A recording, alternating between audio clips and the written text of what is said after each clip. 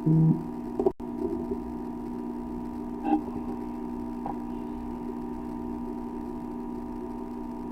crazy, yo. I done checked in a whole hour ago.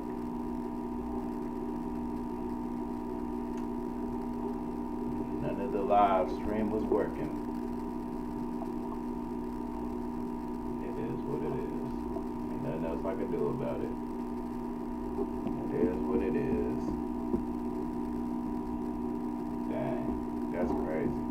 That means y'all ain't see none of the episodes. That's alright.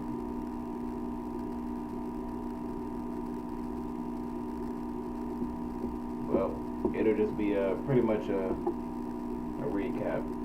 Then, yeah, we'll just make this episode into a recap, and we'll go from there. Alright. Let me.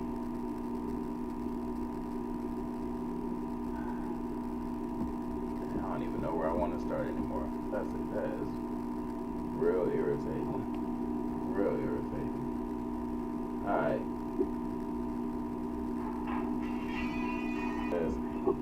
I literally just got done watching it. And I thought the live was already working, but apparently not. But, see, it's crazy how I verified it was working the other time. This time around, I didn't want to verify it. I was like, oh, we just going to get right into it. Episode done, get ready to start the 1v1s. And then something just telling me, should probably check. Nope.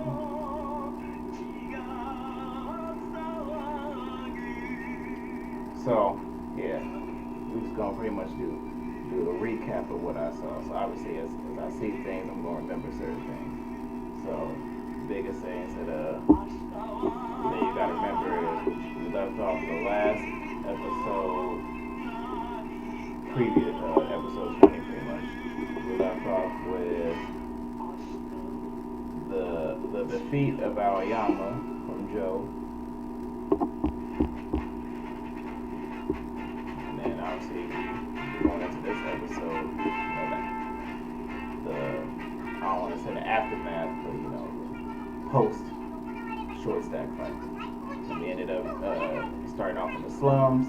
I was talking about how the slums, they're looking super compact every time they be doing the overhead view and everything. And then we got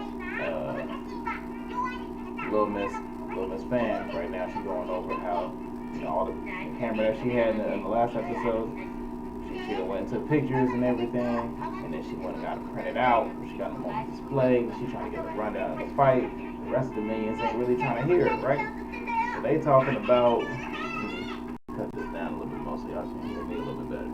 So they throwing the little fits or whatever. They don't want to hear what she got to say. They want to go get it straight from the source. They want to go holler at Dante. You're gonna give it to him straight, and that's how they're gonna work it, right? So the thing is, for me, I was questioning, where did she actually get this camera from? They live in the slums. Ain't nobody else around there got a camera. Who she steal that from, right? So she was throwing a fit, because they ain't want to hear what she got to say. They dip all the way over to the Dante's crib, and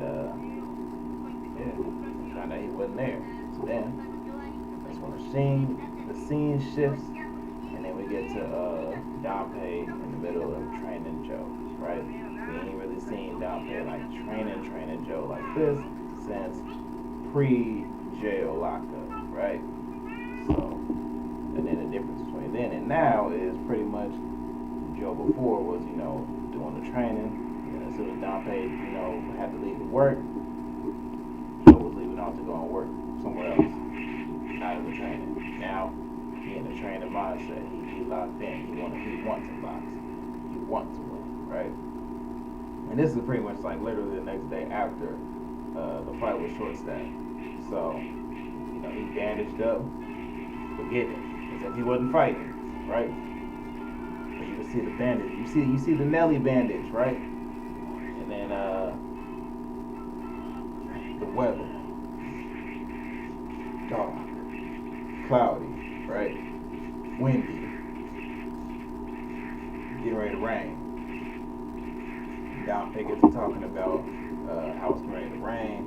Maybe they should go ahead and call it a day. They know that Joe got to rest. He got to recoup some of that strength, that energy. Apparently, the fight with Rikishi is in 1 week from today. 1 week. So Joe trying to maximize the training so that he can go ahead and get to where he got to get experience wise. Joe said, you must not remember who I am. I'm not even tired. I'm barely getting warmed up. Barely. I'm going to continue. And we have Philanthropist Lady flying in, right? We don't know where she's going. We don't know, what she's there for. But we know that Dalpei gonna go in and see what's going on, right? So he's leaving to go say hello. Joe's still here.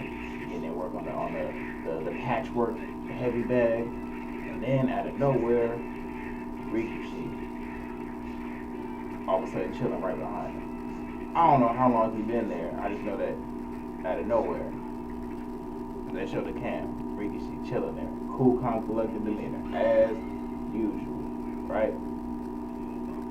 But then we get to finding out that Rikishi is mainly there to go ahead and issue this challenge to Joe. Right? So, first way he goes about it is pretty much, hey, look, ain't gonna be no fight in the week. Joe looking like, what you mean ain't gonna be no fight in the week? And then Rikishi's telling us it don't matter what the reason is. But regardless of that, let's go ahead and do this right here and now. What's up? So, it initially appeared like Joe was fronting a little bit. But, according to Joe, he wasn't really tripping. He was just excited. The timing. But we gotta realize in hindsight, this was probably we talking about transformation Joe. Post-transformation Joe. So, it could be a front still. He knows that he's tired. He beat up. But he knows that he do want this to happen. That they know at the end of the day, Rikishi is still his end goal. His end goal is right in front of him, issuing a challenge to handle business here and now. So, Rikishi showing that he's ready. Drop the top, got the gloves ready. What's up? He said, Joe saying, alright, let's do it. Out of nowhere, security guard out patrolling, sees them get ready to, get down to action. And then he yells, and then Rikishi get distracted, and then Joe hit him with the sucker punch. Now, the thing that I acknowledge is that sucker punch looked exactly the same as when the play was going on, right? Philanthropist Lady was doing the play, and then Joe was goading Rikishi outside, right? And as soon as they were getting ready to get to it, Philanthropist Lady pulled up outside and then distracted Rikishi. That's when Joe hit him with the sucker punch. So that's what I'm referring to. So this is exactly the same thing. Look, I even ready to go.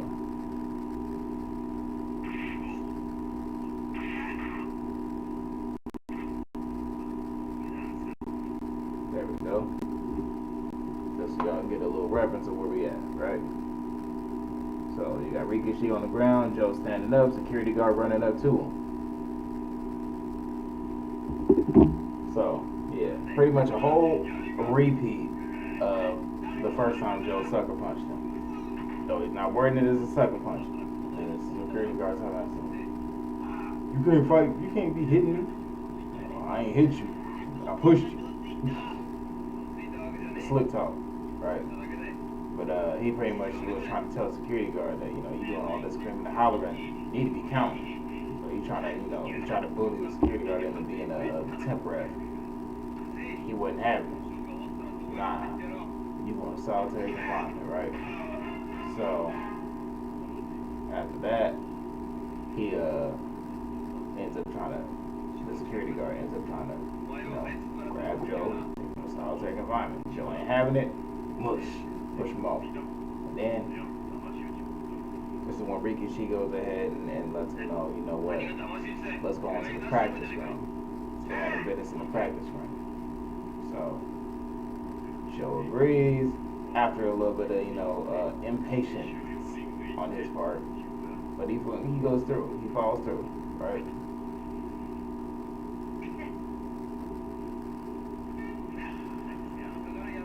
Talking about how Rikishi a pain in the ass. So then we end up with Skeleton running all the way to the head honchos to go and let them know that a brawl is happening out of nowhere. They don't know what's going on when they get out there and investigate. They just know that everybody going crazy, hitting people with stuff, without stuff, choking each other, throwing equipment on each other. Yeah, they're going crazy out there. Don't know what's going on. Come to find out, it was set up. Somebody talked them into doing this, but the guards don't know who. But the inmates are doing this so Rikishi and Joe can settle things once and for all. And then the security guard that Joe ended up mushing and knocking unconscious, he ends up waking up. Yeah. But that's after we, at this part where the practice ring, they actively putting it together, right? I thought this was already set up. It's not set up. So it's like straight. Not even like the, I don't know what you call it, but the actual ring itself, not the boundary. So they out there setting up the ropes and the sticks for that kind of boundary, but they're not in a ring.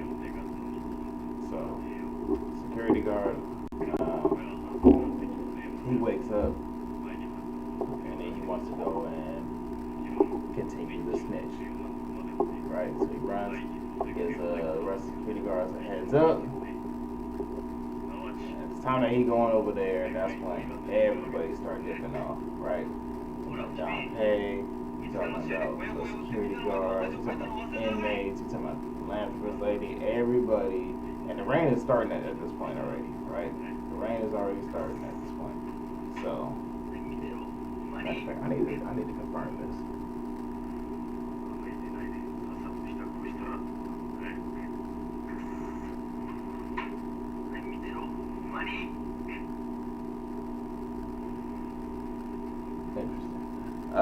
I want to point something out a little bit later once I get a little closer to that part. So I'm looking for something specifically. I don't think they actually showed it though. So the rain hasn't started just yet, but you know obviously it's getting ready to start. Fight getting ready to start. Joe and Rikishi's interaction before actually starting pretty much was hold on. Stay hydrated.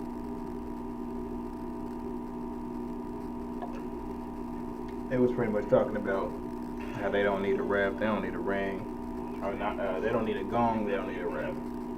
Joe not gonna be getting, doing the clinching on Rikishi. Rikishi not gonna let him do no underhanded stuff. They don't really worry about going through 3 minutes in the round because they going all the way until somebody get knocked out. So, like I was saying, security guard wakes up. It's already raining. He dips off to go do the snitching deal, right? Fast forward to that part, so I already explained that. Boom, boom, boom. Alright, yeah, so they end up running off, right? You know where they're going. They're going to the practice ring. They want to go and investigate. So once they get there, the fight is already deep in the motion. Deep. Blood everywhere, rain everywhere. They're just getting to it, locked in, right? And then Joe was just starting to look a little too clean with this fight. Like, he's looking a little too accurate. Punches looking just a little bit too effective, right? And that's all that they noticed, because it seemed like it was pretty even at first. Then all of a sudden, Rikishi was the first one, and now it's like, yo, this hits a little bit heavier than the usual. Like, what's going on here? Like, what kind of training was he doing, right? Yeah. Like the punches was looking a little too effective, right? And then,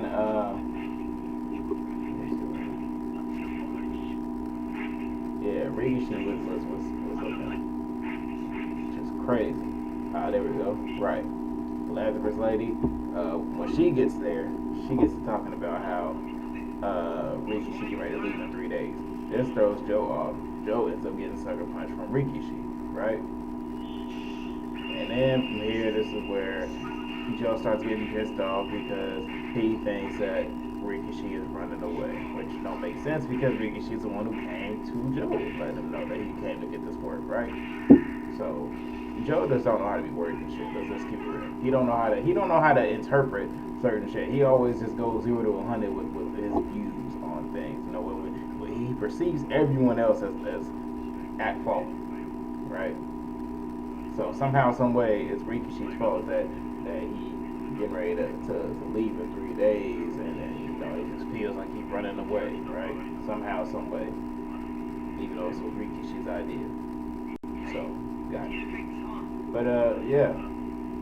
After all of this, Danpei ends up being the next one to jump in the ring after they exchanged a couple more blows and all that. But Danpei ends up being the one to hop in the ring. And then Danpei gets to talking about how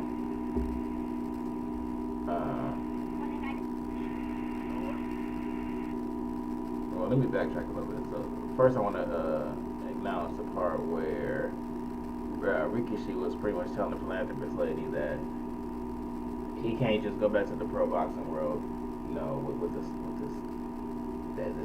draw feeling, right? He want to squash that. He want to get rid of that. And then that's when Danpei hopped in. So Danpei gets to talking about, well, don't know what to play here, I'm pretty much going through a whole recap right now just because of these technical difficulties.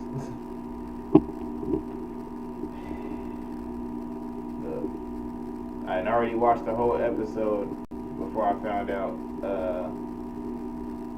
I already watched the whole episode before I found out that the stream was not actually working. So I'm just recapping everything that was going on in the episode.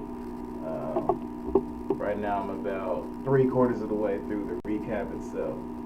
But we are currently at the part where Danpei is in the ring. Danpei getting ready to talk about how, Rikishi getting ready to go back to pro boxing. When Joe gets out, Joe gonna end up going into pro boxing, and then he gonna end up going into a gym coached by the great Danpei himself, right? And then you get to Rikishi doing the slick talk, over and over and over, consistently. The philanthropist lady assumes that Rikishi, that this is new, but she ain't been around Rikishi enough to know that he been doing this. He been doing this since we pretty much first ran into him, met him for the first time. Rikishi did nothing new with the slick talk. This is not unheard of for us. So let's fast forward a little bit more. What was next? Yeah. So Rikishi's slick talk, right? It included Danpei himself, right? He was shooting shots at Danpei, talking about how Danpei was essentially shunned from the Japanese boxing world. So in knowing it, so we already kind of know from the flashback that Danpei, he used to be a pro boxer. Things didn't work out. He's just too passionate, right? But it sounded like Rikishi pretty much knows something that we don't know that's even more specific pertaining to why he's not officially in the boxing world anymore. So that's what Danpei immediately got pissed off about. And pretty much they agree. The reveal was definitely the thing about the reveal is like it's so sudden post short stack fight. Because this is literally the day after the fight. So you're talking about like the bandages, the the lapse in energy levels. You know, that like this is literally the day after. Ain't nobody fully recovered at all. You know, nobody except for Rikishi. You know, but let's not forget that Joe did sucker punch him, and he was getting in a couple punches. So yeah, Joe's definitely a little bit more worse for wear. But after what happened next? Yeah, so Rikishi agreed to handle things with Joe in the professional boxing world. And then the security guard who got knocked out by Rikishi was telling everybody, go ahead, get back to your cells now. All the inmates was looking pissed off because they didn't get to finish watching the fight. They was they was actually giving props to how Joe's punches was getting stronger, right? And everybody walking off in the rain, just look, they pissed. And then after that, that's when Joe wanted to question Don Pei about, what Rikishi talking about though? Something I don't know that I need to know about, right? Nah, Don Pei ain't trying to talk. You don't want to talk about that. But you don't need to know about that. That's something for me to know. I don't know why Rikishi want to bring it up. But after that, like I said, we still in the whole rain phase right now, right? So Don Pei gets to asking Joe, hey, take off your gloves. Take off your gloves. Joe didn't want to take his gloves off initially, so Don Pei went over there and pretty much yanked the things off. And then the big reveal.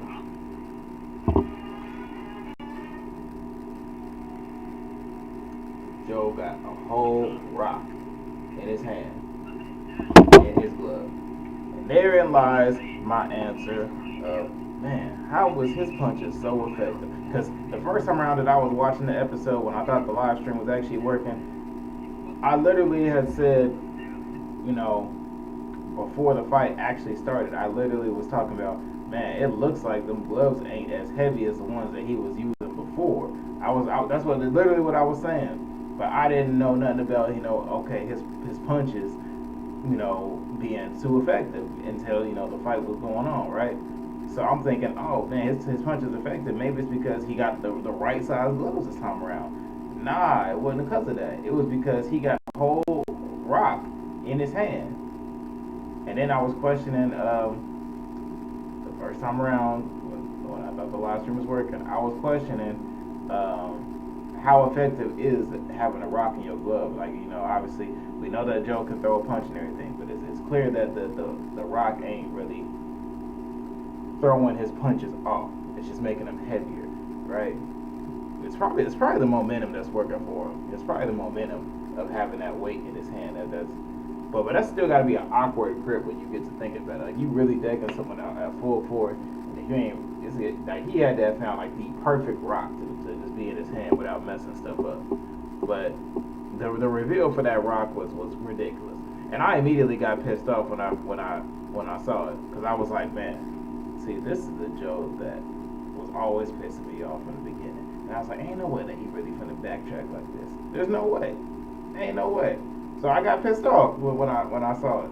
Well, I mean, I wasn't sure if I should be pissed off, but I was, And then his whole excuse was garbage to me, because he's like, look, I'm tired, from the Aoyama fight. I ain't want to admit that I couldn't win, but I'm still beat up from the last fight.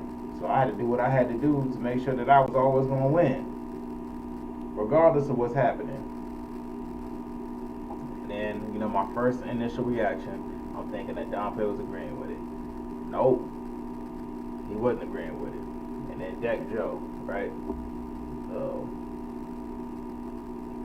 he ended up decking Joe, and then pretty much was like, if you ever do that again, yeah, you're going to have to deal with me again. And we know that Don Pei can put Joe in his place. We've seen it happen like two times. Yeah, 2 times.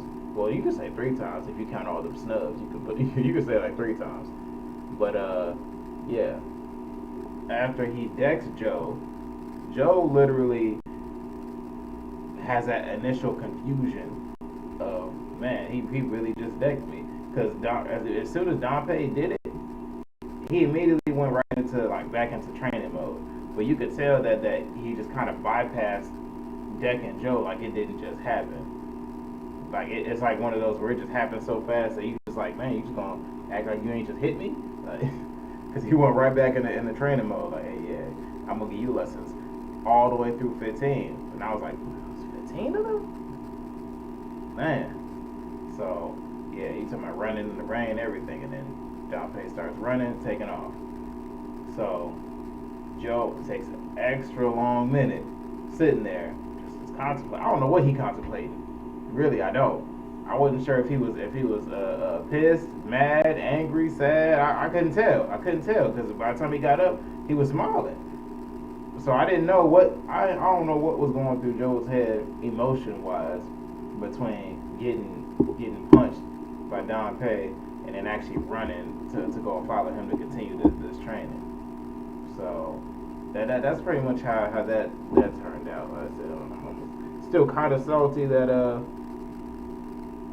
I had already watched the whole episode before I noticed the live stream was not working.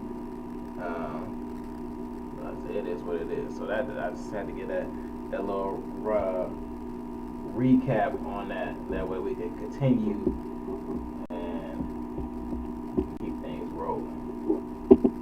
So the next thing is the 1v1. So that's what I was working on before I noticed that the live stream was not going. So what I'm gonna do is once again throw the matchups in the chat. Let me. I actually have to do this from that should work. Alright.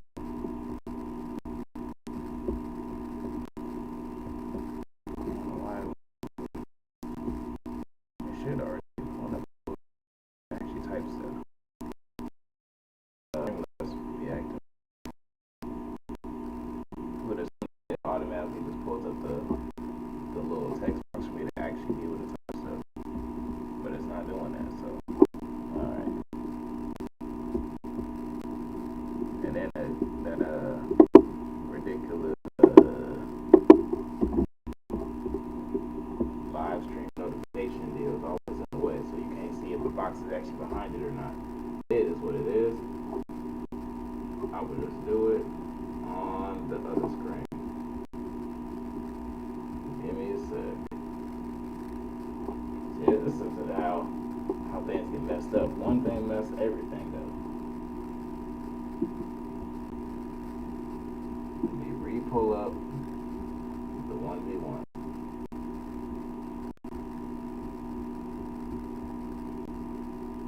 And then I'm gonna just copy and paste them all in the chat all in one go. And then we can talk about it from there.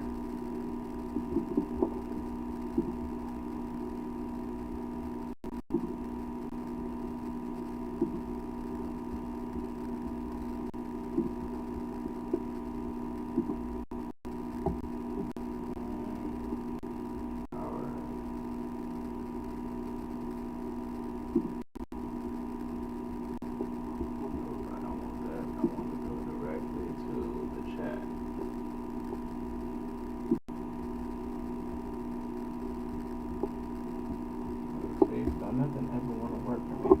See, I gotta do things the complicated way.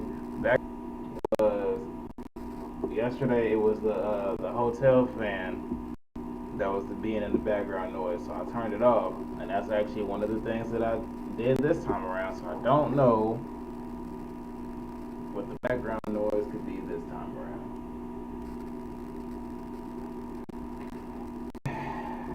Let's see. Too many things going wrong. Things going wrong. I can't win.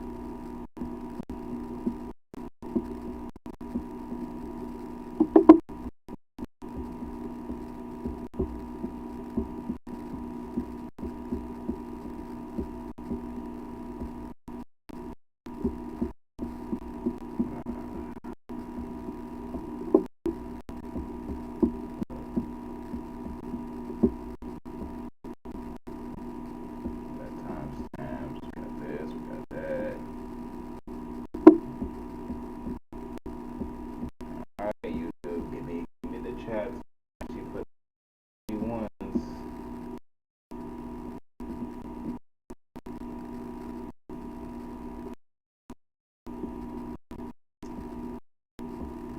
don't want to give it to me.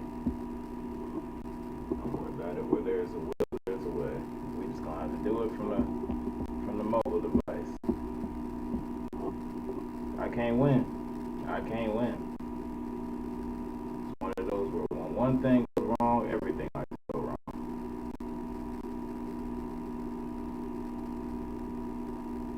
Alright, well, since none of my web browsers or even the Streamlabs application wants to give me the chat box to actually do stuff, I'm just have to put it in manually. One by one. Actually, no. I should even have to. Yeah, no, I have to. Because I do not have the list on the mobile device. That's cool. Alright, so the very first one is Itachi versus Gojo.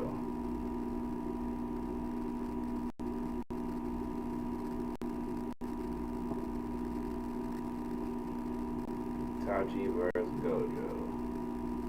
And so we're going to just run through these real quick, that way we can get to the conversation. Because the whole hour that I had to waste just trying to fix the live stream afterwards is kind of messing up all the timing. But yeah, first matchup is Itachi versus Gojo. Now, that is literally where I left off when I noticed that the live stream was not working. And I'm going with oh, you going to Itachi? Damn. See, I immediately went straight to Gojo. Without a second thought, I went to Gojo. I ain't even gonna lie to you.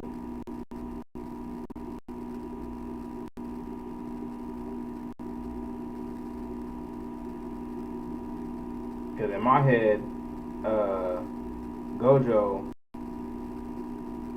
ain't finna just like I feel like Gojo would get caught up in a genjutsu, but he probably messed around to open up like a domain expansion somehow in that genjutsu. That's just how I be thinking about it. No, we're not doing that one. I already did that 1v1. Yeah, I know I've done that one before. Levi vs. Zoro, yeah, that's definitely one that we did before. Yeah, ChatGPT, you thought I don't be paying attention. Hold on. Oh, I don't like that next matchup either. Like, see, y'all know I'm a huge Yu Yu Hakusho fan, and they trying to give me Asta versus Yusuke.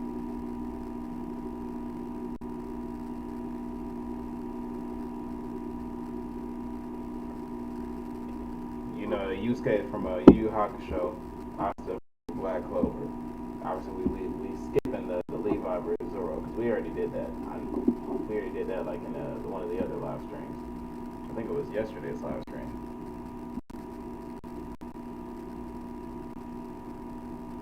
Anti-magic versus spirit gun.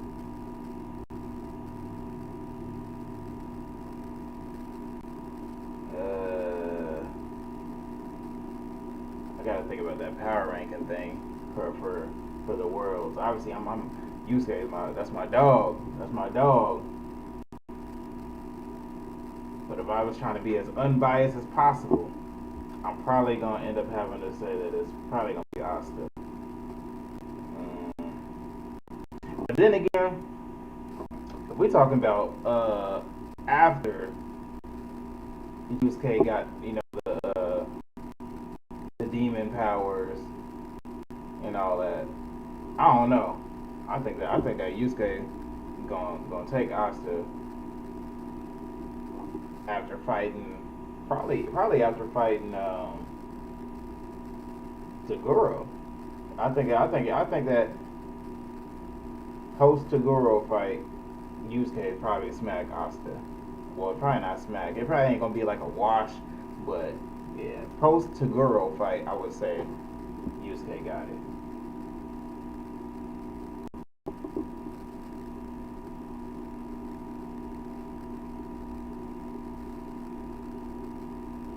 But I'm not knocking Asta at all. That anti-magic is something crazy. Not to mention the fact that he knows how to make it work as advantage. advantage.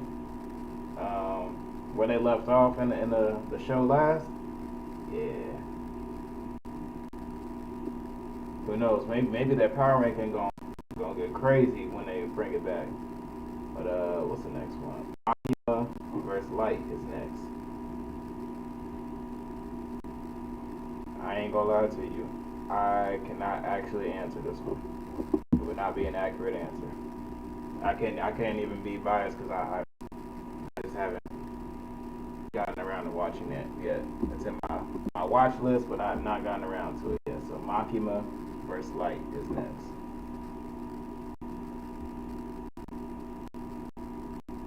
Control versus calculation. Makima's got to be from Fire Force, right? That's the Makima that ChatGPT talking about. I'm pretty sure. Let me double tap that. No, that's not Makima. I'm thinking of Maki. Yeah, her name is Maki.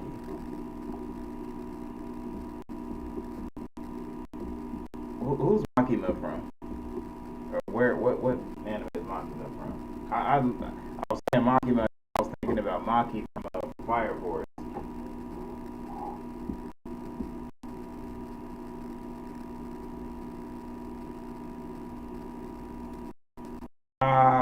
Okay, I did see Chainsaw Man. Who's Makima then? Oh, let's see. Now I gotta follow up with this. Oh, the chick. Yeah.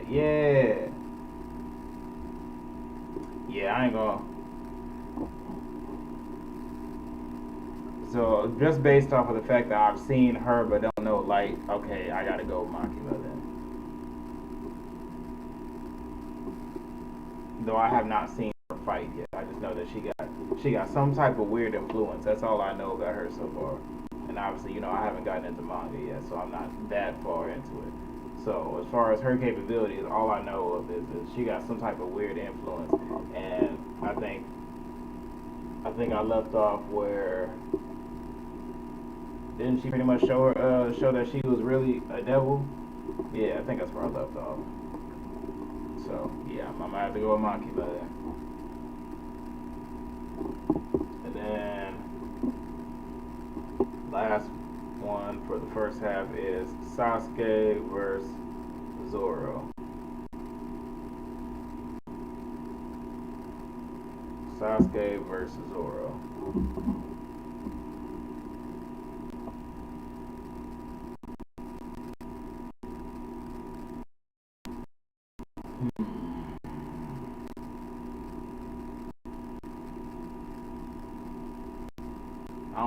I ain't gonna lie to you. That actually might be a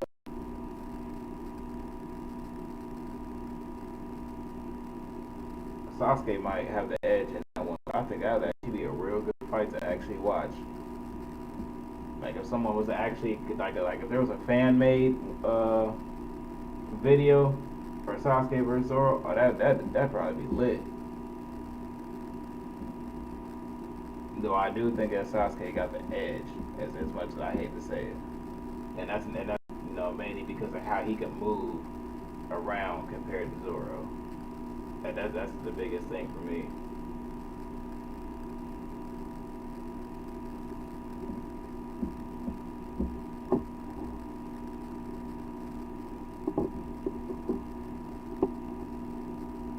Yeah, that'd be a fight I actually would like to see. Go ahead and start typing this Naruto conversation. Yeah, that's what I'm saying. That Renegade is on its own is a cheat code. But even if you take away the Renegade, he still got a gang of shit that he could use. And then like I said, just the way that he can move is completely different from how Zoro can move too. So yeah, that's what that's why I hate to say it, but Sasuke definitely got the edge.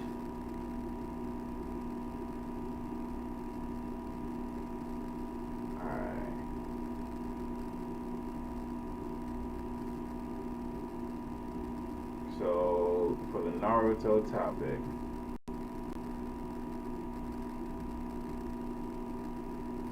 This is pretty much a what if situation that we're going into. So the question that we got is, what if Pain never revived the village?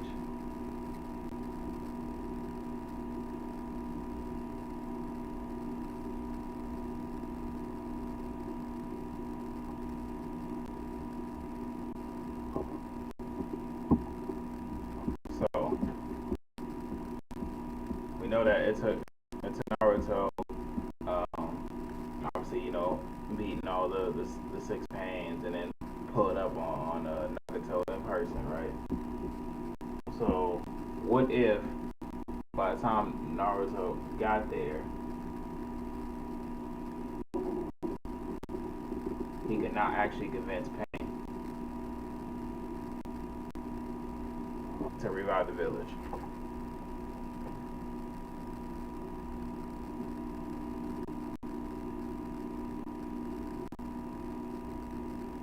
Would Naruto still be the hero? Considered a hero? Like, let's go off the assumption that Naruto is like too tired to continue fighting, because obviously that took a lot out of them, and he ain't even have any more clones or anything for the sage by the time he finished fighting completely. And then you got what's her name, Kona, yeah, who was still there, fresh, ain't really did much at all. So she ready to defend. So Akatsuki would win because Kakashi was needed to defeat Obito.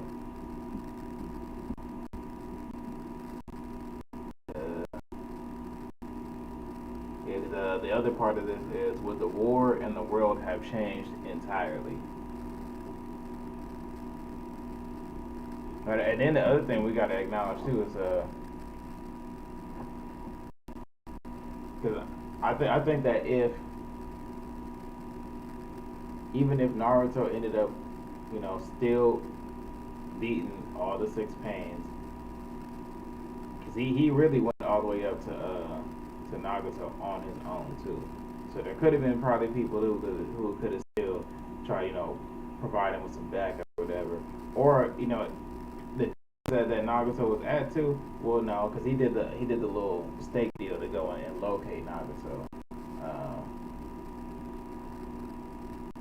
But I feel like, with Kona there, she could have easily just, took Nagato up out of there, and then they dipped off and then went and recovered. I think that there could have been a slight chance to where Kona took Nagato, ran away, Naruto went in pursuit, and then just never found him type stuff. And then we know that when he convinced Nagato to revive the village, that was the very first time that we seen everybody except Naruto. Is he still considered a hero? Even though he would have, probably still beat all six pains. I think that one, he would still be seen as a hero, even if Pain never actually revived anyone yet. Like he would be, obviously everyone would be a little too sad, so he probably wouldn't get that recognition until way later down the line. But the timing of when he pulled up still, kind of makes a difference in things. At least it still kind of minimized how worse it could have got if he hadn't showed up at all. So I think that I don't think that they would have, anyone from the league that would still be alive would have forgot that. But the war would have, the war would not have been, the war would have been crazy lopsided. Because, that lets you know just how many heavy hitters was in the Leaf Village alone.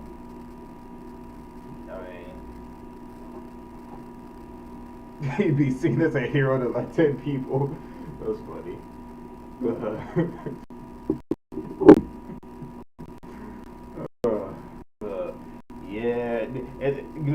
The more I'm thinking about just how much that one event could, if they let Nagato literally escape, and then Nagato ended up being a part of the war, and he still didn't actually use that jutsu, and then Madara would have ended up fully coming back resurrected earlier. Oh man, ain't nobody making it. Nobody. Nobody. Matter of fact, let's even take it a step further. Let's say it, because obviously at that point in time, Sasuke was already a part of the Akatsuki, yeah? Yeah. So, if Sasuke was a part of the Akatsuki at the same time frame that the village got attacked, and then Nagato did not end up using that jutsu, he actually ended up using it for Madara, like intended. Can you imagine that Sasuke would have probably still been on Madara's side when that war popped off?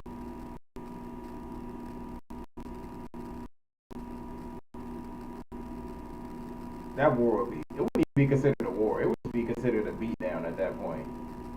It would literally be considered a beatdown, regardless of how strong the Raikage is. I mean, we've seen all the five Kage, throw up their hands against Madara and got washed. So,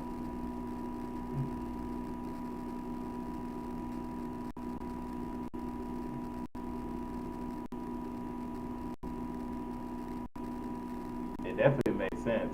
I said the crazy thing is how much of an impact that one event had on the rest of the show. Like, you know how much influence that one decision to revive the village did for everyone. That changed a lot. That one event changed a lot more than people give credit for.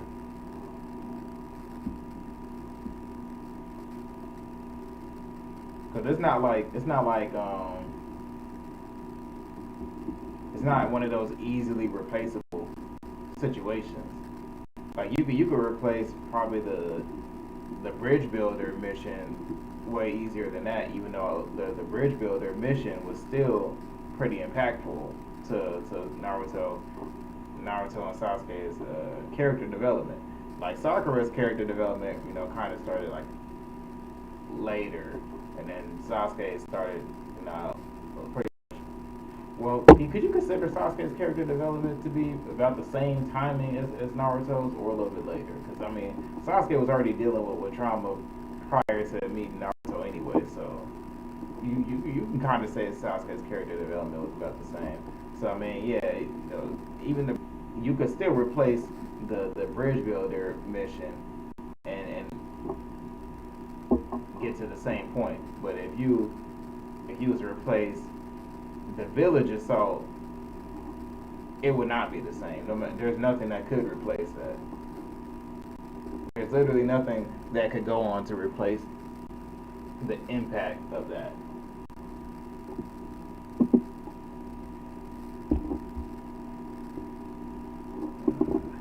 Let me go ahead and start putting these next 1v1s up.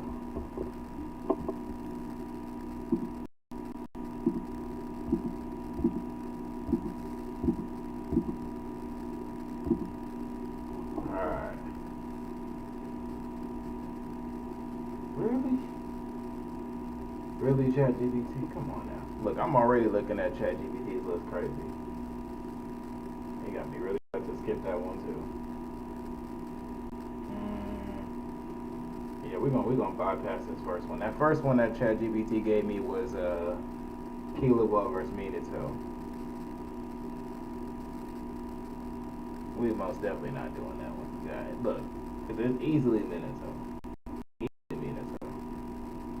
We're going straight to the next one. See, now this next one though, this is definitely one that I did in one of the shorts. I remember doing this one. So it's Ichigo versus Tanjiro. And if I remember right from the polls last time I checked, Ichigo was winning the polls for this, but it's not a landslide currently. I can go in here and double check the polls for it.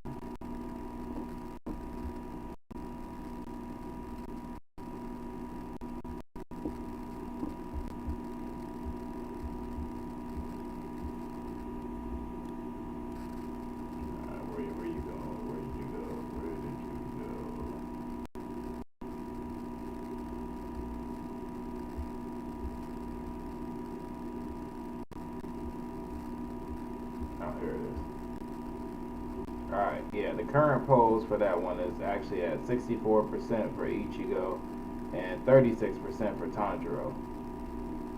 56 votes. So yeah, it's not a landslide right now for Ichigo versus Tanjiro.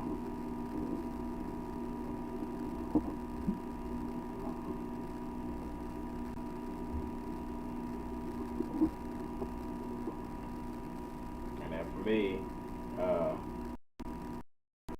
obviously currently I'm going for Ichigo, if you ask me.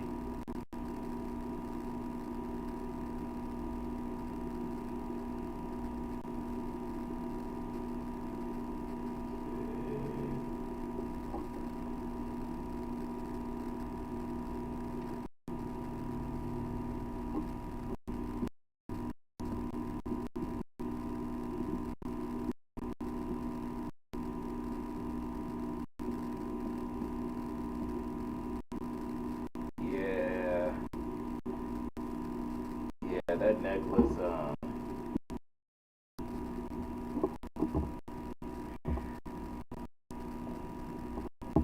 cause that necklace broke about right before Sakura was pretty much getting burned by the transformation or whatever, and then Yamato was having a hard time trying to contain it too. Yeah.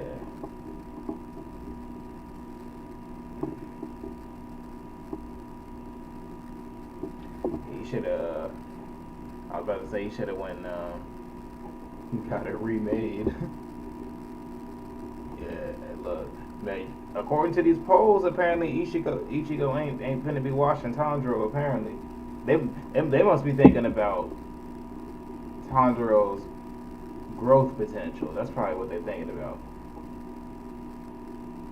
I mean, Tanjiro is really like a musclehead compared to when you compare him to other people, but his technique, his adaptation is cool. But Ichigo,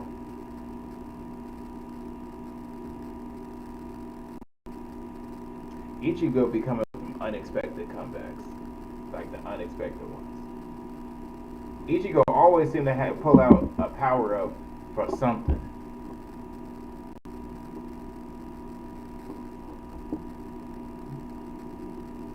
Ichigo got some type of power up tucked away for Tanjiro. We don't know. We don't know what it is.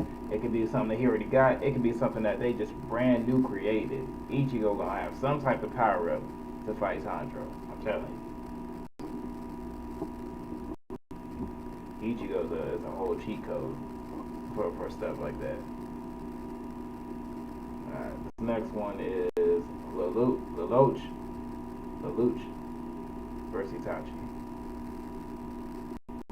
I can't. Obviously, I have to be biased in this one because I haven't actually seen Lelouch. Let me see.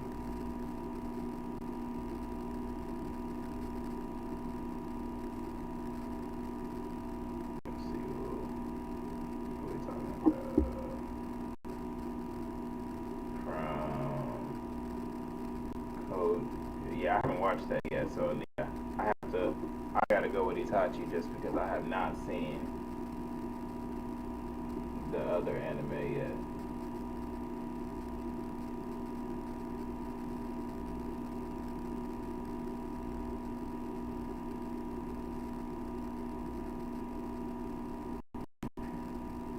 Yeah, I kind of like this next matchup a little bit better.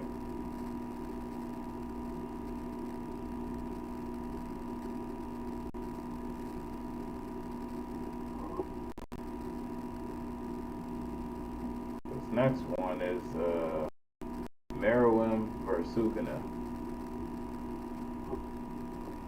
So Itachi wins, not polluted.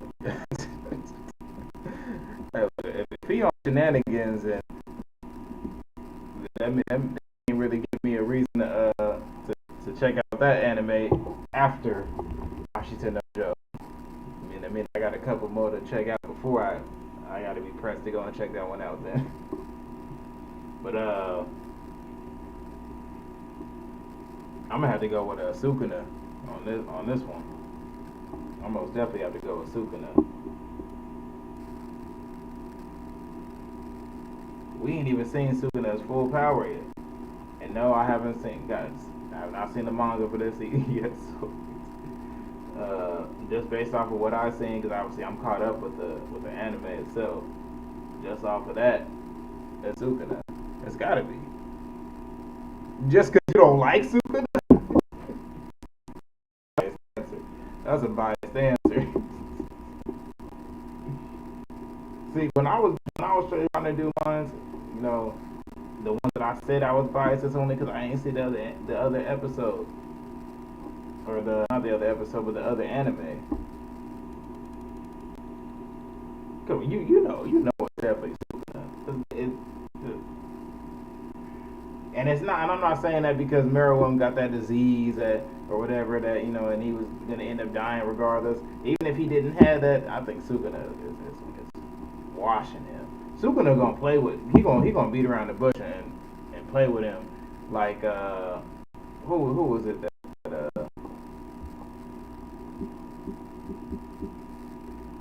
Sukuna was fighting?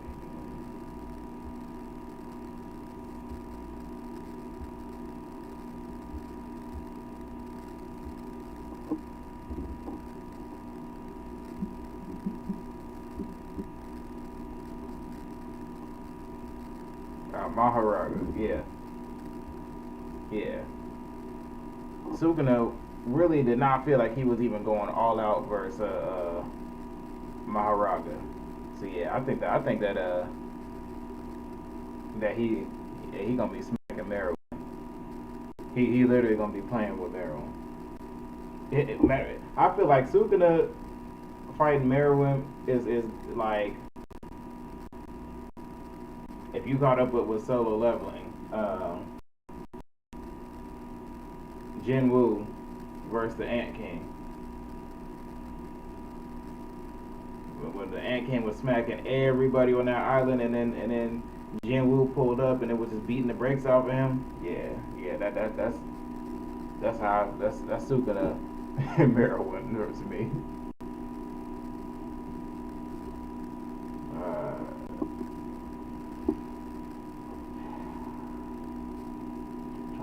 I've done this one before. I don't really like doing Kurapika versus. I really don't, because I feel like the only thing that Kurapika really got to give him an edge is that chain shit. I ain't gonna lie, I do not like using Kurapika for versus.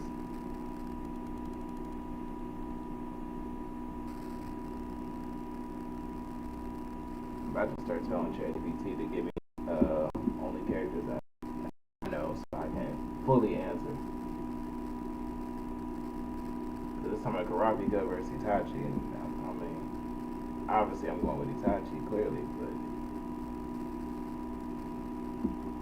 Kurapika with that chain is just like, he disappoints me every time I think about that contract. So you sold your soul for this power.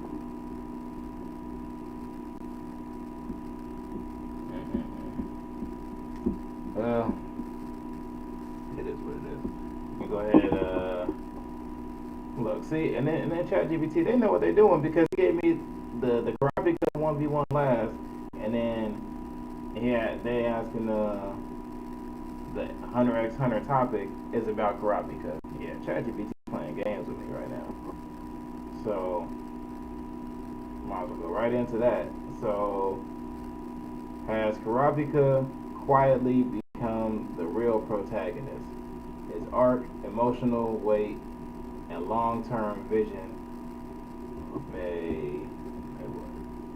may outshine Gon's impulsive rise and fall. Huh?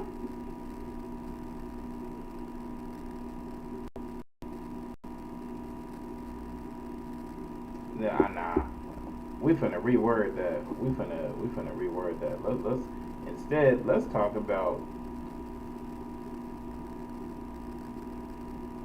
Corrupt, because little contract for this chain shit.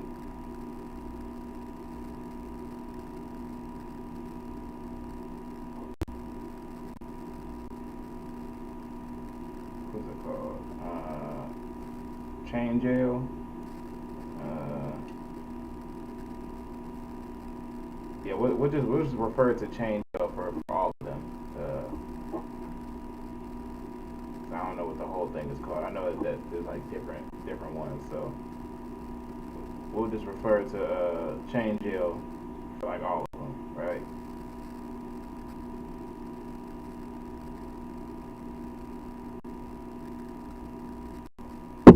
So the chain jail, was it worth it for Kurapika?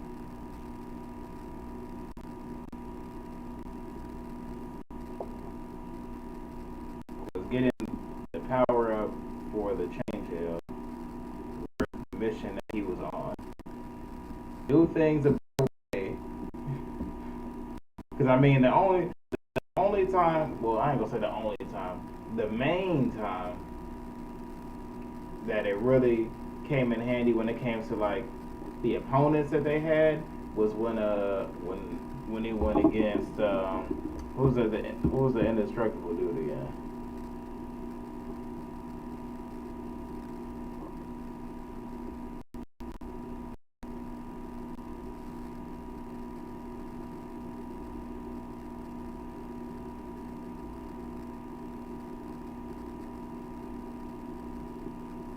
Ubo game. Yeah, Ubo game. So I mean, you saying that the change was worth it, but he couldn't. I mean, it's like I feel like the change was just like a fast track way to get to the guy where he needed. So like, if he decided to actually take the longer route, could he have not came up with anything better that was just as powerful?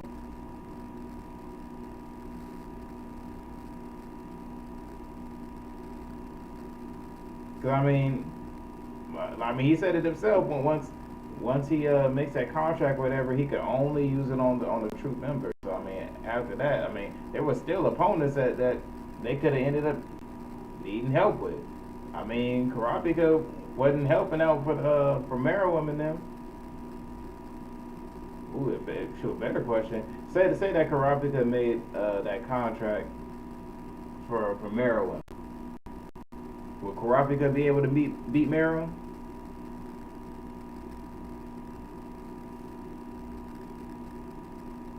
If he made if he somehow ended up being able to adjust that contract to Meruem, would Kurapika be able to beat Meruem?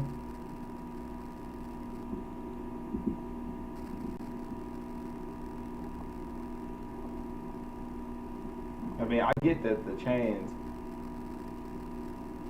is definitely a part of his character development for sure, but I feel like that he didn't need to actually rush the process.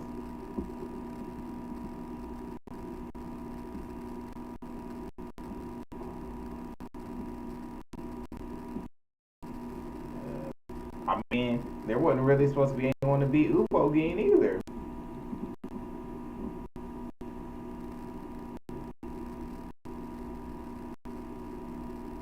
So what if he's not beating Meruem, is Kurapika beating Crollo?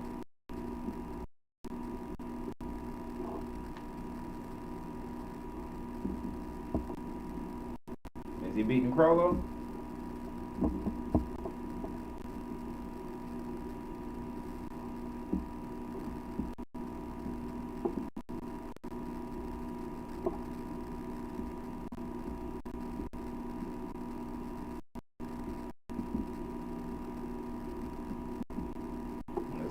I'm really trying to use these people to gauge just how worth it these chains was.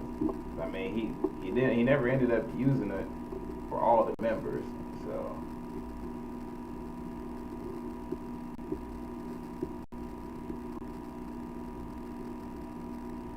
Actually fight. Because I mean, when it happened, with his name getting taken or whatever, I mean, that was mainly because he had a trump card, so he pretty much ended up bullying Crollo into not doing anything. But if they was to actually fight, without Kurapika having that little trump card, is he actually winning?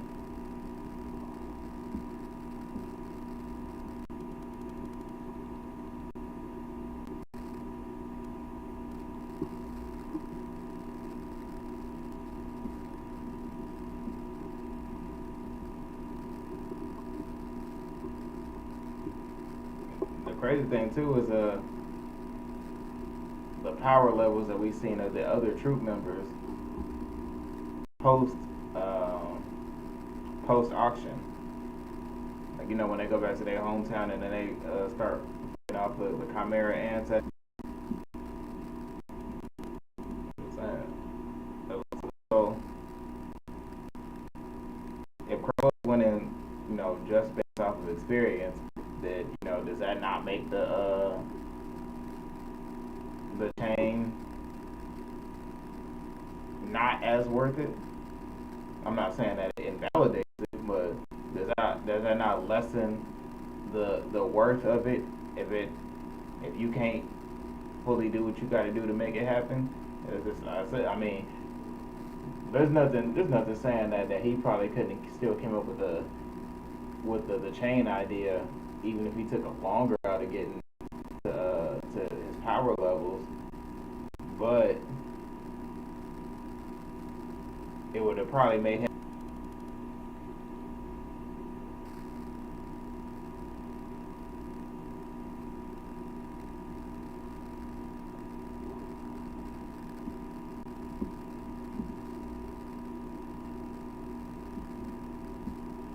Shoot, is Kurapika even beating Hisoka?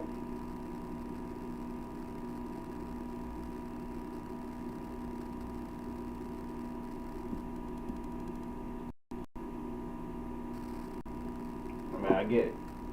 Hisoka is not actually a member of the troop, even though he did end up being one of the members. But is Kurapika actually beating Hisoka? Yeah, I'm saying, like, if he did not actually end up fast tracking stuff, he more than likely could have ended up being a crazy well-rounded character. Because I mean, even Gon and Killua could tell the difference in Kurapika's power. Like, oh dang, he kind of a threat right now.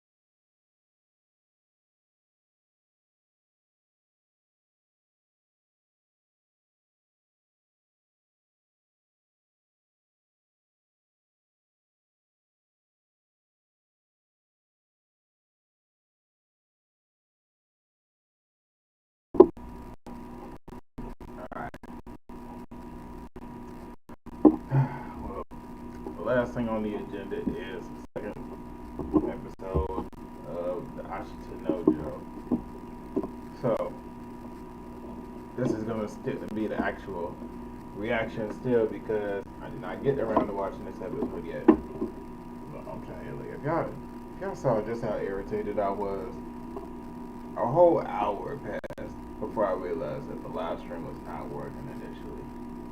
That's a lot of time. That's a lot of time. So, like, can you imagine that you did a whole hour worth of stuff only to realize that nothing was going on? Like, I think only the Twitch stream was actually working that whole hour. I'm pretty sure it was only the Twitch side. But I really needed the YouTube side to be working more because obviously, you know, that's where most of the work is going. So, but yeah, the last thing we got on here is the second episode that we do an actual reaction to. So the first one ended up being the recap. I'm mad that it wasn't working. I'm mad that it wasn't working. When you know, it's a huge difference between when I'm watching it in real time and then giving my thoughts on it, and then actually doing the recap. The recaps is cool and all. Obviously, as you can see, I prefer if I'm doing the recap. I think I generally prefer to do the recaps in the short format instead of the live stream. Because the live stream is a little bit better for me to just go ahead and knock out the actual reaction or whatever. The recaps, it's gotta be like real fresh in my mind, so that's why I had to do the recap almost in real time too. It just wasn't a genuine reaction. I don't like calling stuff a reaction that ain't an actual live reaction. If you get what I'm saying? So it is what it is. We're gonna make sure it ain't that the live stream is gonna be working the next time around. Oh, and then I found out too that background noise that's going on, it's the laptop itself. It's literally the fan on the laptop. Crazy. It's about time for a new laptop. Do an audio check and make sure you can hear me. Are you prefer my reactions over the recaps?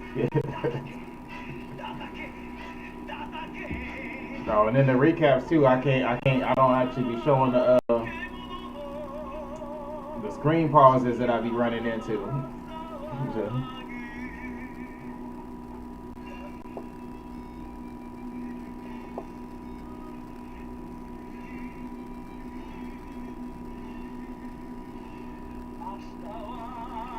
While the theme song is going on too,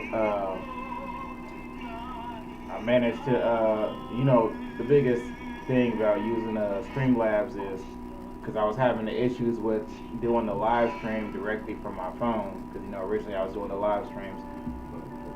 I was originally doing the live streams from my phone, and then I was kind of forced to figure out another way to do the live streams. So then I ended up. I've had Streamlabs before. I haven't used it in years, so this is literally a relearning process for me. So the Streamlabs was actually the backup for me doing the live streams initially. But I ended up being able to get Streamlabs on my phone. So tomorrow's live stream won't actually be here on the laptop. I'll be able to do it from my phone again. That's gonna slightly change. That's only gonna slightly change the format of things just a little bit, but not too much. But it'll allow me to be able to do things earlier as well, because then I can kind of be on the go and be able to do the live streams, right? For this, I need to I gotta be here and everything, right? So obviously, the later I keep doing these, it's gonna keep shifting my sleep schedule, and I can't have it. I'm ready. Like my work schedule is really gonna be cranking, so that's why I needed my phone live stream to be able to work, so that I can be able to actively take care of what I need to during the day as much as possible. How much sleep that I really get? Minimal.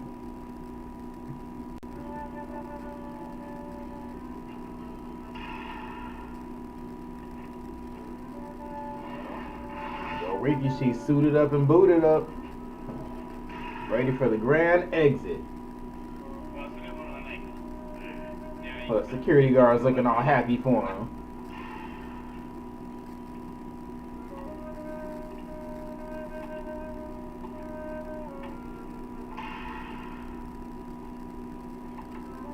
Let's see. Look at them still putting the emphasis on situations and everything. Like you hear the music going on, right? You see the scenes that they using for this type of music. You know, you got the walk in the distance, the shadows without showing the facial features or anything like that. Like they really still hone in on these moments where they just need to just really enhance the impact, right? And then the thing about these that you gotta acknowledge is when they be doing this heavy emphasis, right? It speaks a lot more than words a lot of times. You know, like it's just they just let the music and the scenes do the speaking, right? That's how much impact that they be putting on these moments with the emphasis. Look, so like how did the animation on that, it's like a certain gritty feel. I gotta see that again. Yeah.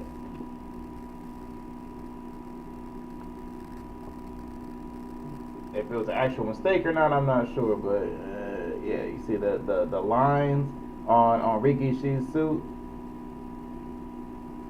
giving it more of a stuff like that kind of give things a little bit more of a raw grittiness to it, because it's like the same effect. It's almost like the same animation effect that they be using on their eyes when they be having that look sometimes. Yeah.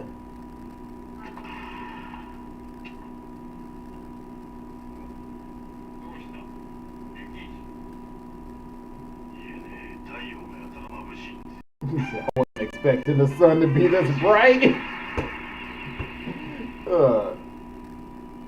Somebody got Rikishi's theme song as a cell phone ringtone. I just know it. Don't tell me that everybody lined up just to see him leave.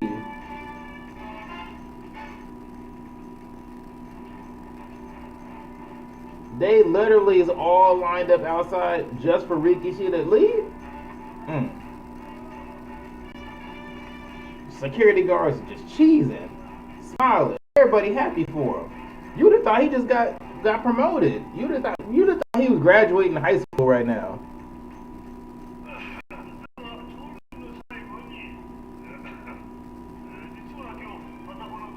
Well, he called it a morning assembly, but Rikishi is just leaving. You called it a morning assembly for this?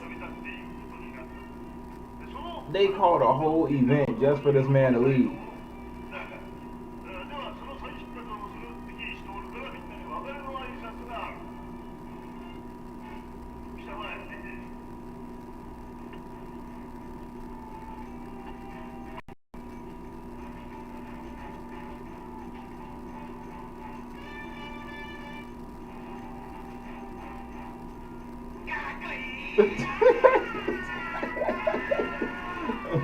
Losing their minds.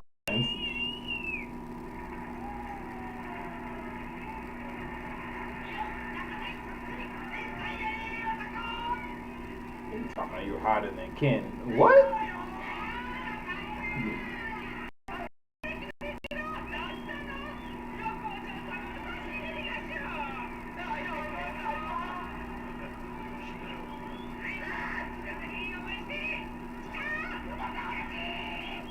So he a lady killer in that suit.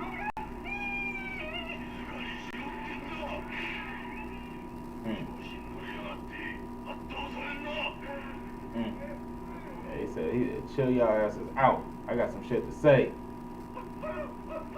How did Skeleton end up being right there by himself?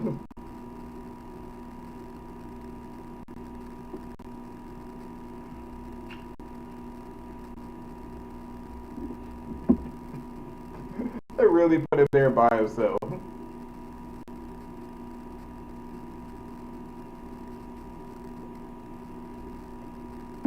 you know what? Let me go ahead and get back in line with everybody else.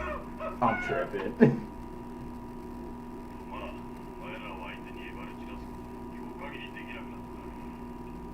But he got jokes. He got jokes.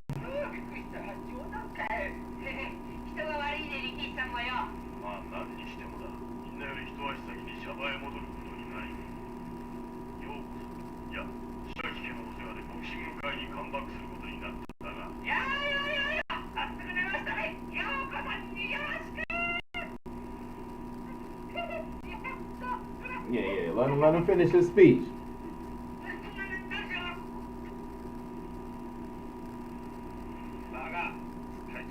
Well, even Joe, like, hey, shut your ass out.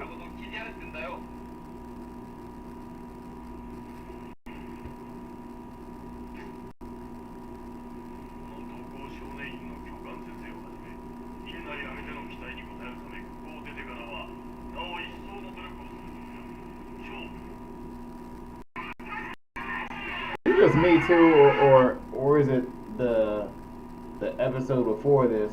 What feels like the first time that I kept hearing them refer to the security guards as instructors. I feel like I did not hear them being called instructors at no point in time prior to this last episode, the one right before this. Maybe I'm tripping.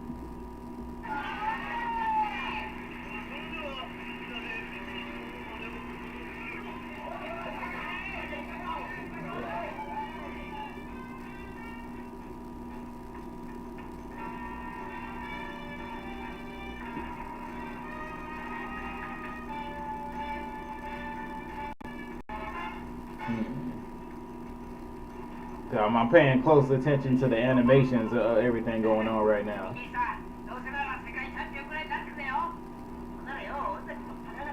To make us proud.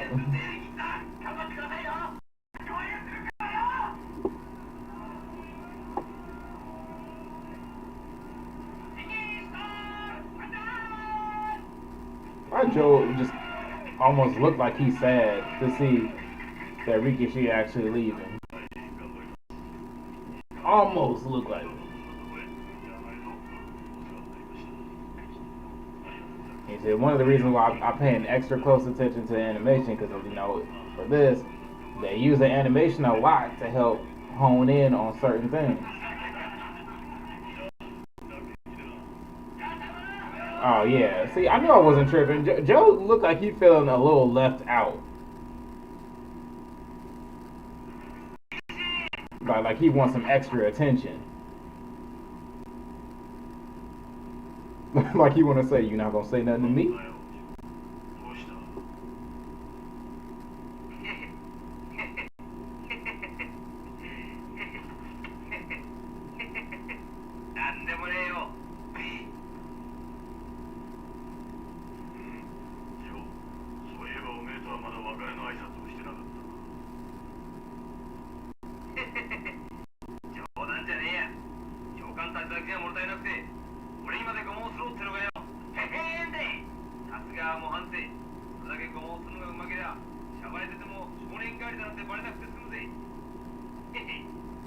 So that's Joe's way of saying goodbye. He gotta say some slick shit on the way out.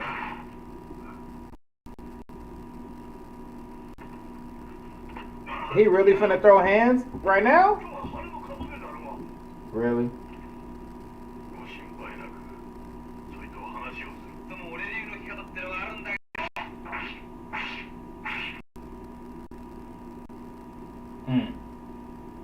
Weave.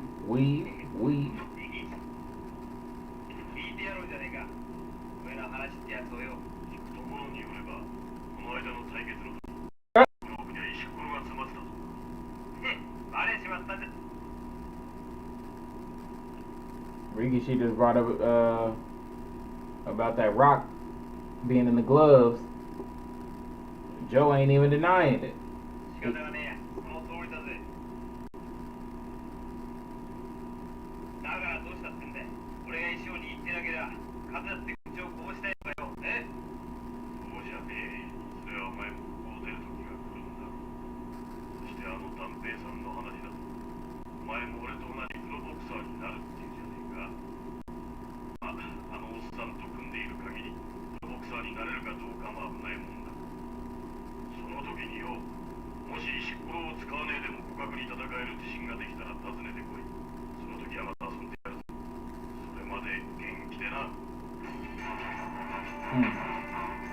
See, everything that Rikishi be saying be catching Joe off guard. Everything. Joe really be think that he hot shit. He's talking slick. You know, looking off into the distance as he's speaking.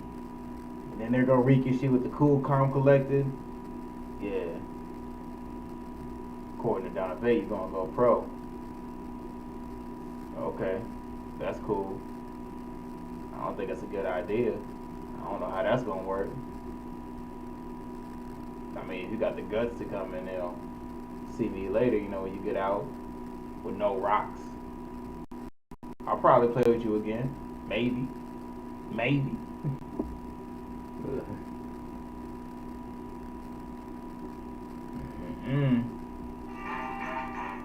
Is it the way that Rikishi just be saying stuff?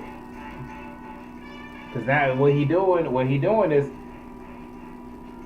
in hindsight, he's trying to spread the relationship further apart between Dante and Joe.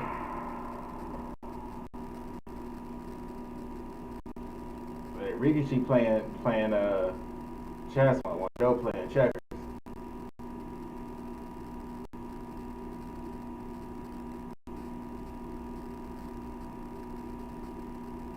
That's how you know he feels some type of way. He just leaned all up on the dough.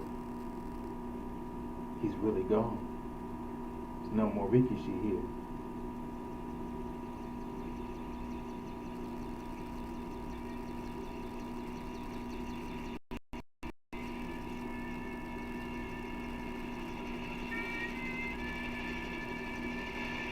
Man, Chopper took off quick.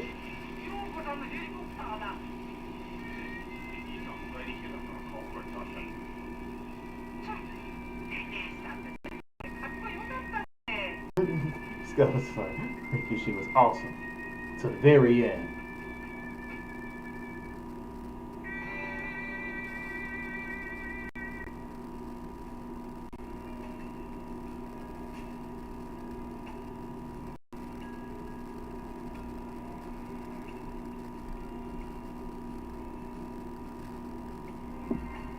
You know,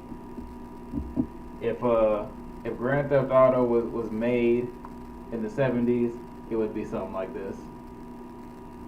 It'd be something like this.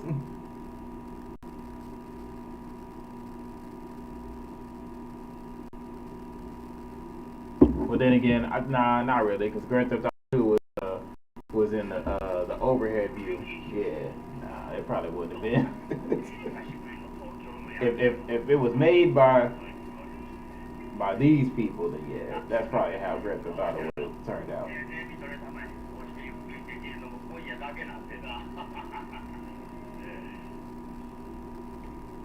Just the class act. You know, got the what is it called? It's not a handkerchief. Yeah. Keeping it neat, keeping it clean, keeping it classy. I mean, he's still suited up and booted up. She dressed up. They had a fancy dinner spot. The lights is hidden. You know, the glints on the windows and everything. It's dark. The lights outside. The night light. Freedom. Slaving away on the farm again.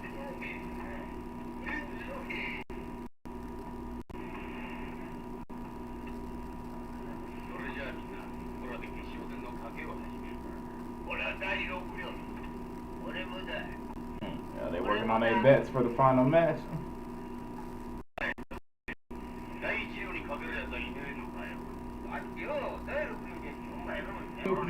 He said, "Hey, hold on now. Nobody's betting on Dawn Morning. She's there."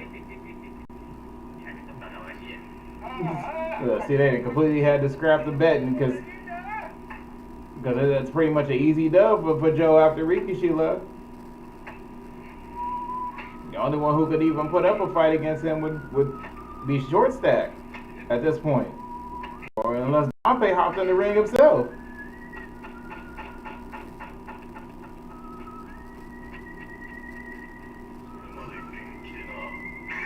The replay of Rikishi's grand exit.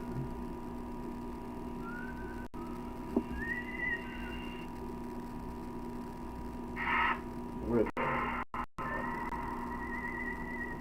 is it? Right there. I said between the music, I said the emphasis on the moment, the emphasis on the moment. That's something that still speaks louder than words itself. See the arrangement. Joe just sprawled out on the doors. Rikishi done left. The inmates and the security guards around him. Got a little bit of space between him and everyone else.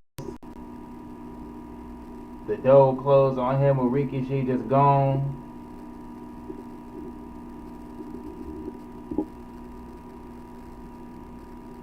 The vibe of the music itself as this is going on.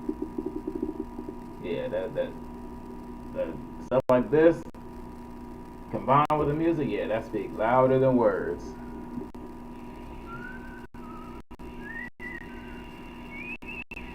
The helicopter flying off and you just hear it before you see it, and then you see it.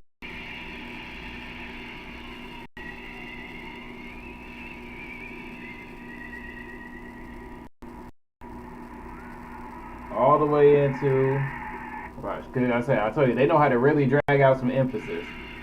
Watch. So then you go into this, and you see the color change, the color tone,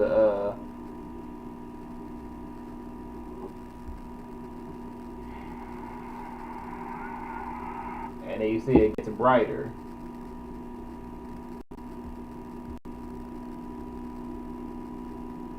And all of a sudden that same scene, but they just brighten it up. All of that is speaking volumes.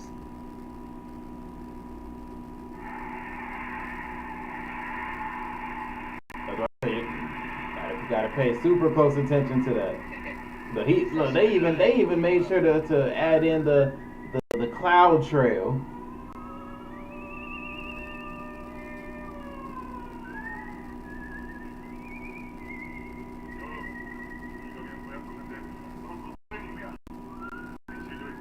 Here come Nishi out of nowhere. I feel like I see Nishi less and less and less as the episodes go by.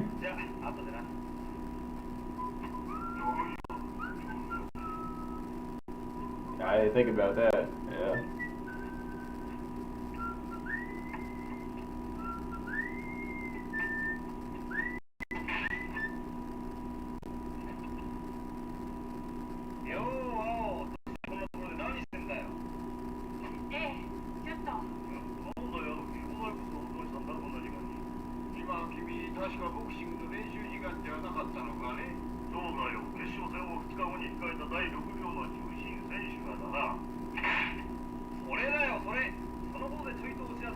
Yeah, he came to, let me guess, he gonna offer some type of proposition. Oh, he said he not gonna participate. Okay. Oh, that's all he got?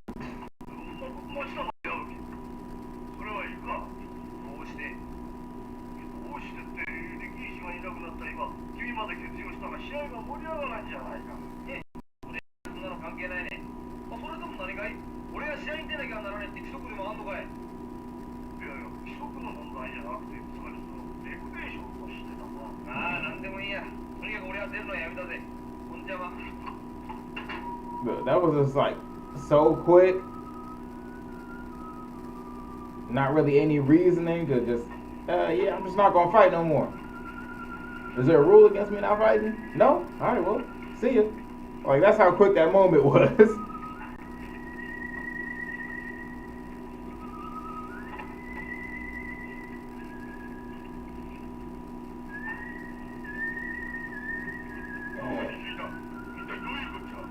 Yeah, Nishi already looking salty.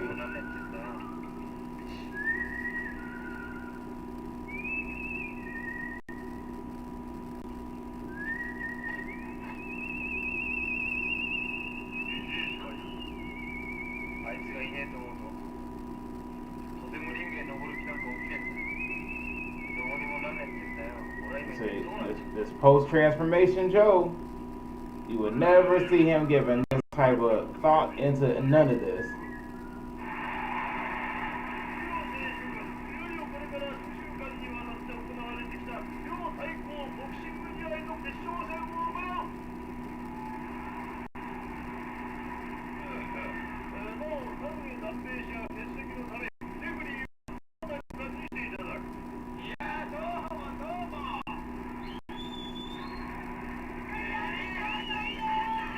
Yeah, it's crazy how he losing that will, knowing that he could easily just focus on the training and step right on into the professional boxing world. But I think Rikishi talking about Danpei is also what's eating at him right now too, because he don't know what to think.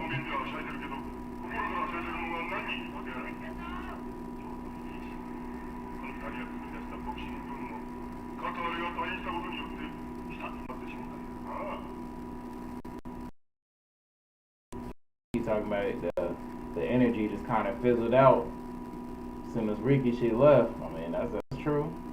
That's true.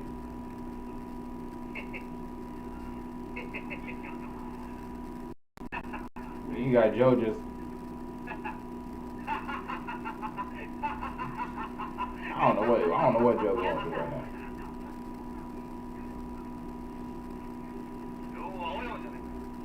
Let me guess. Short stack is even too. Oh, he out too?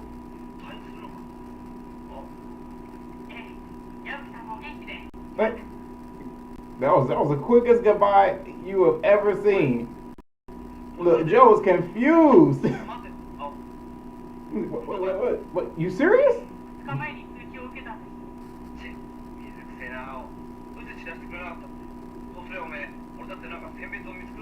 So I would have at least got you going away gift. Joe don't get nobody gifts. If it ain't the minions, he don't be giving people gifts. Giving them the TV from the rec room. Really? Really?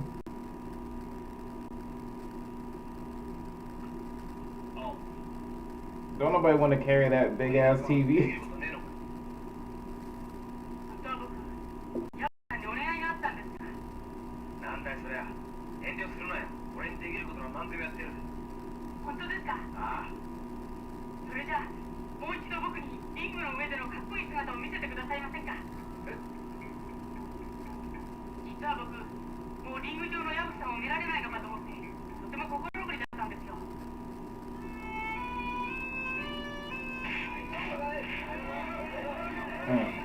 So the only thing that Short Stack wants to see before he goes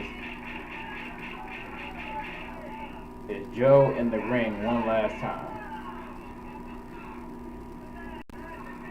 Wait, since when was Nishi in the tournament? And he's out for the count. No, or not. Okay, Nishi. But I don't remember Nishi being in this tournament. Oh. Like I said, we've been seeing him less and less over the episodes, so.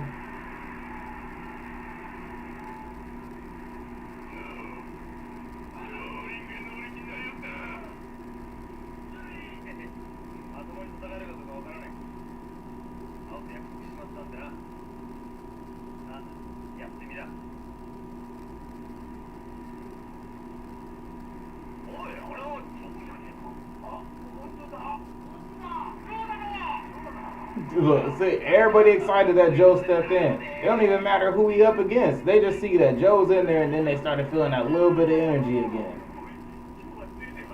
I thought Joe wasn't going to be into it.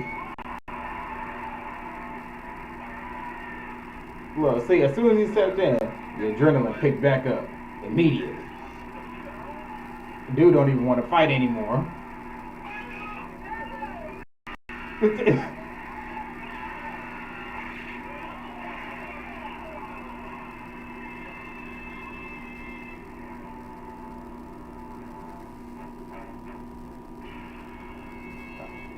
me guess, he took that hit on purpose.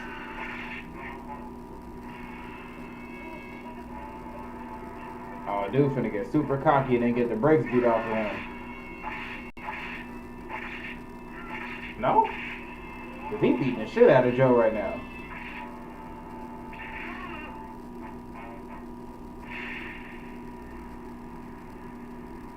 Joe don't feel shit right now. He don't feel shit. He do not feel shit right now. What's up with that look? Oh, he imagining Rikishi and everything. Yeah, Joe don't feel nothing. He is emotionless right now. Or, well, I wouldn't say emotionless, but devoid of certain emotions. Yeah, that's a better way to put it. Yeah.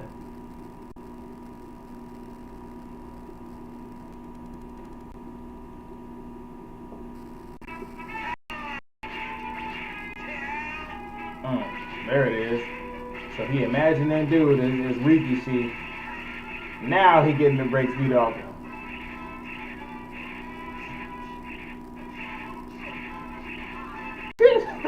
The transition from punching the imaginary Rikishi to punching dude. Yeah.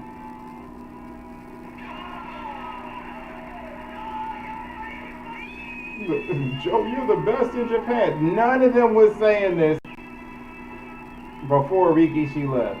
Like they acknowledged that Joe could fight all day, even if they didn't like him. But they was not giving Joe this type of props ever.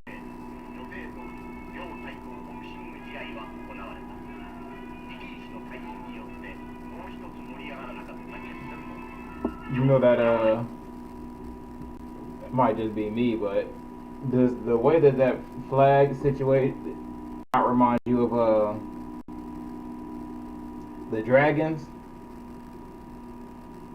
You know, the little festivals that they be having in China with the dragons. I don't know what the festivals be called, but the designs where the people be wearing the whole dragon deal and they be moving around. There's like a couple people usually in a. Does that flag not look similar to that?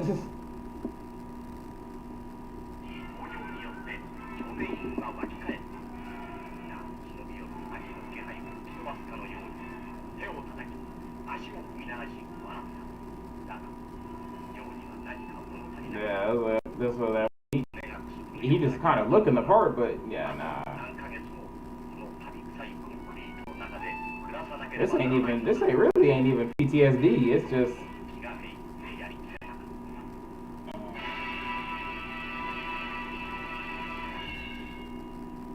It's just a certain sadness. That's how it. Yeah, Chinese New Year. Yeah, I said this ain't even really PTSD. It's really just a certain sadness that he's feeling that he just don't know how to process it. I said the post Joe transformation is like a lot of growing up for Joe. It's a whole lot of growing up and learning. It's almost like he's learning emotions right now. It's not that it ain't solely that he just don't know how to process them. It's almost like he just never felt these emotions before. That's what it feels like. Then he doesn't know how to process it. It's literally like he's learning these emotions in real time. That's what it feels like.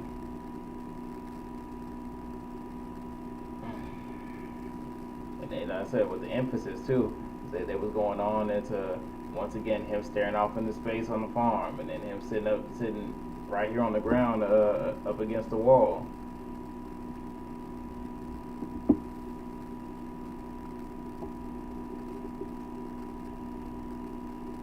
The emphasis, just staring off into the distance. Going right into this one. Sitting solo against the wall. And then pay attention to the animations. It's brighter around Joe right here in the center, and then you see the edges where it's a little bit darker. The emphasis on the animations. It's a subtle thing, but having the corners, edges of the screen being no darker than that general vicinity, the isolation. And it goes right into You know, the fade out on that scene, the emphasis. Yeah.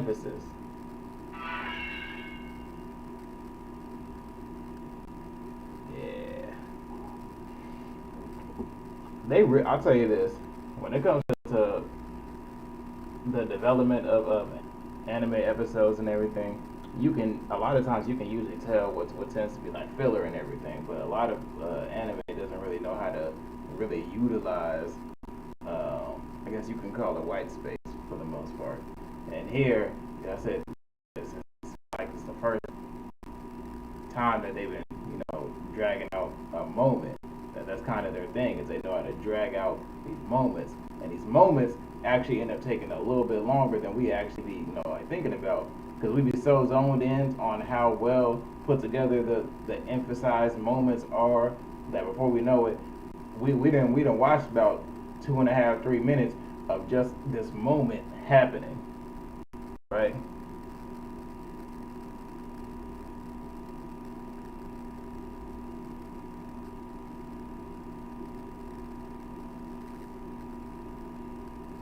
Yeah, shoot, Joe thinking more about Rikishi leaving than Rikishi thinking about Joe coming to the pro world. And he didn't forget it. Obviously, he didn't forget about Joe going over to professional boxing, but it's hitting Joe harder on Rikishi leaving than vice versa. Matter of fact, this episode we didn't even see Don Pei at all. But yet, Rikishi kept putting in that little bug in Joe's ear. So pretty soon, I know we getting ready to find out what Rikishi know that we don't. Well, I mean, you know it, but I don't. But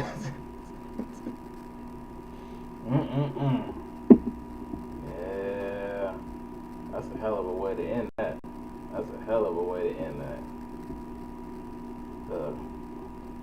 Alright, well, I ain't gonna hold this too much. Like I was saying, I at least got Streamlabs set up on my phone, so tomorrow the live will be coming from that again. I'm still end up doing the live reaction. So obviously, I keep my laptop with me, but obviously I'm not gonna have the whole setup deal going, so it'll obviously be more like it'll be back to the roots in the car again.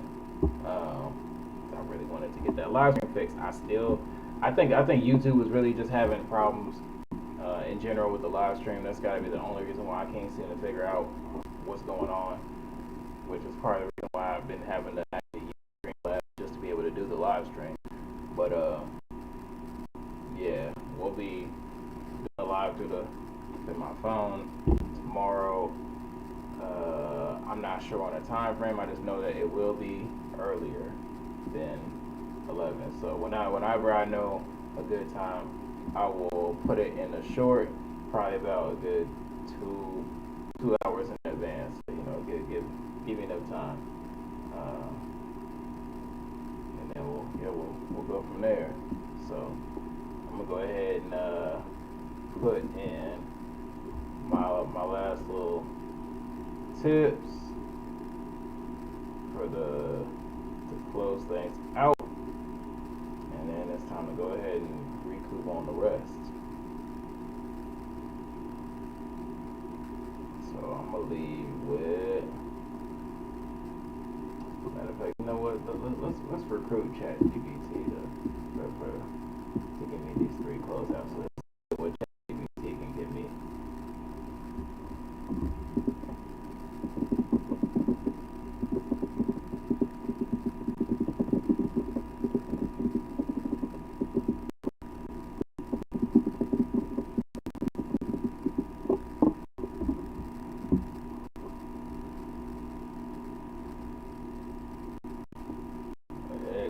Good night to you as well.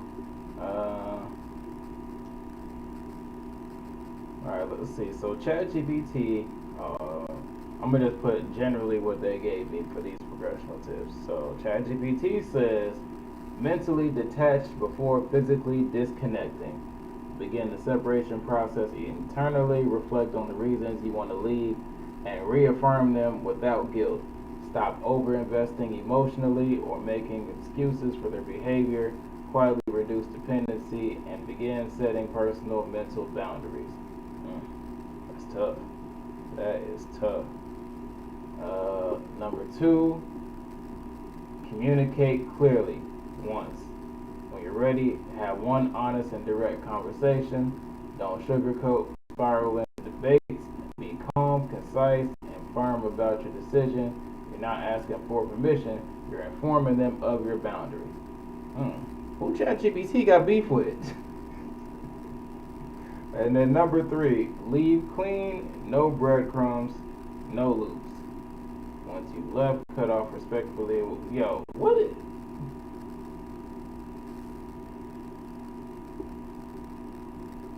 ChatGPT got beef with somebody. I don't know what kind of progressional tips these is, but yeah, I'm gonna just leave the last one with stay hydrated. So yeah. Until next time. Take it easy.